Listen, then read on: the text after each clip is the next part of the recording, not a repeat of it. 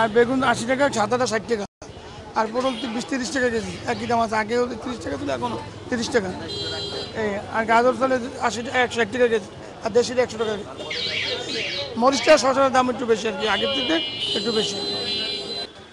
আর বেগুন কিনলাম 60 টাকা কেজি, আর পটল কিনলাম 20 টাকা কেজি।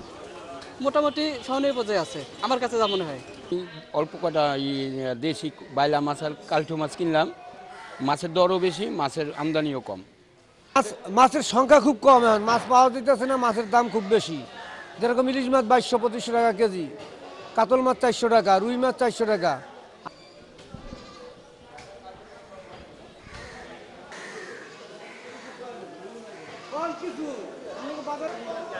মাছ কম, দাম বেশি, কাস্টমার